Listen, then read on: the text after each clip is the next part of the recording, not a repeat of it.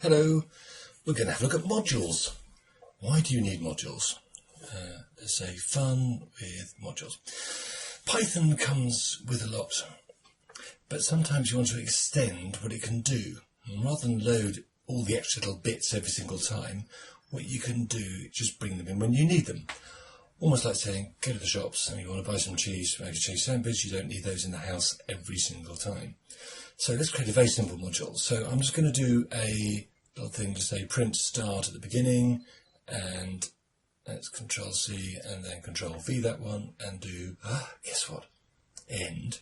So I can see when something is beginning and when something is ending. And then I'm going to create some very simple little variables with some values in each.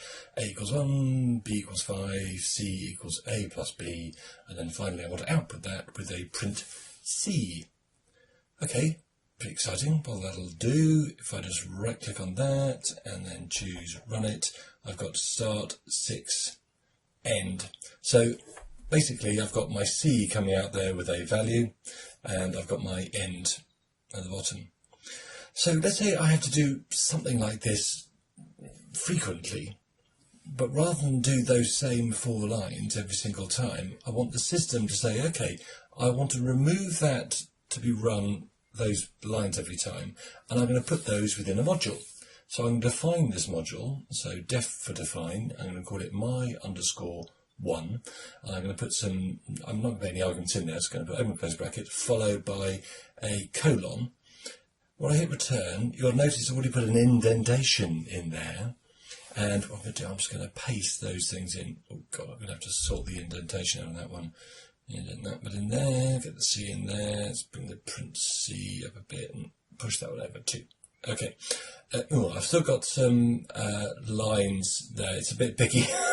Let's put these 2 spaces, otherwise it doesn't like it. So as long as I've got those within there, I can then say, well, I can call that my 1, and every time I call the my 1, it's going to run those 4 lines. So I'm not going to put any arguments in there. So it's going to say start 6 end, but rather than running those same 4 lines, it's going to go and call that module. So start 6 end, but that 6 has come from the module. Maybe later on within the code, I need to go and do that again. I'm desperate to find out what A plus B equals, and I get that again. Now, the advantage of that is that should I need to make any changes within the my_1, so say within here, I go, okay, maybe I don't need to say A equals 1, I say A equals 10. Now when I run it, every time it comes to need to do that one, it then picks out that A equaling 10, rather than if I had those 4 lines sprinkled throughout the code, I'd have to make the change on every time it appears. I've only got to make the change in one place. Oh, you cry. What if I say, I don't want to have this as being 10, I want that to be different every single time? Well, what we can do is we can put in these arguments, or sometimes called parameters. So instead of putting a hard number in, so hard coding that number, I can say, well, actually put that within a parameter or an argument. I'm going to call this p_input. It likes it if it's lowercase. So put the lowercase, and I will then replace the number there with p_input. Now, when I call this one, I need to put that value that's going to be stored in my parameter or argument. So I can put 10 within that one and 5 within that one. Now when I call it, while it's going to be doing the same things, the values it's going to do it with will be different. So the first time it's going to come through as 10, and the second time it's going to come through as, whatever I had there, as 5.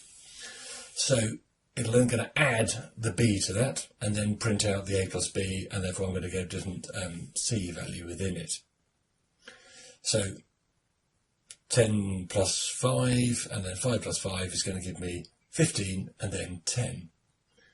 Of course, I could do actually with this. Hang on a minute, I've got B within there as well. Rather than having that one hard-coded, why don't I replace that one too? So I'm going to call this one p_other, and here I'm going to call that one p_other. And of course, when I call those, I need to put those in, separated by a comma 2.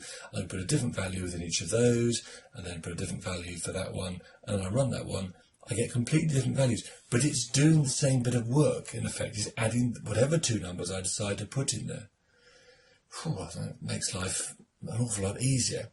So you can see that actually in reality these probably things could get much more complex. I mean, you can do a lot more that's going on in there. The problem is when you have lots of these, it's a bit messy. There's a lot going on within your program.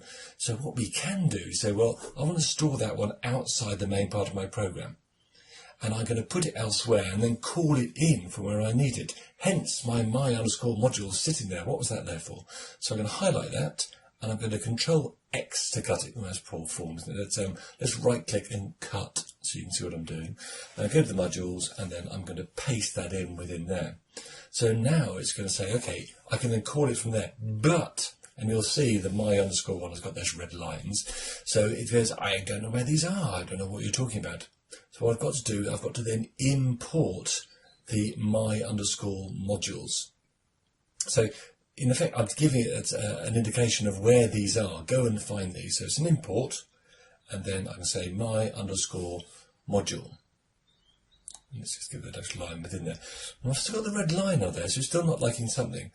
And in effect, what it's going, I still don't know where they are. I may have got a module in there, but I don't know that they're in there. So what I want to do is I want to import a particular module, say, within it. So I can either say within here, when I call this one, I want to say, let's refer to the my module. So I can say my module dot my_one, and you can see the red lines now disappeared.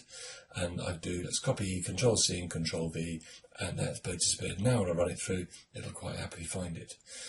That's a bit powerful, my_module every single time. What I can do is I can put that as an alias. So in here, I can then say my module, and please refer to that as, say, MM. So within here, I don't have to refer to that whole thing. I'll just put the MM in within here, and it will then find that quite happily, and put the MM in there too, and then I can find that through. And if I run that one, it'll pick it up quite happily. So this is a very useful way of creating lots of different modules, which allows you then to call those in and then refer to them and use them in many different kind of programs, particularly if they're things which you use repeatedly, obviously depending on what your program will be, depending on what those are. Okay, thank you for listening.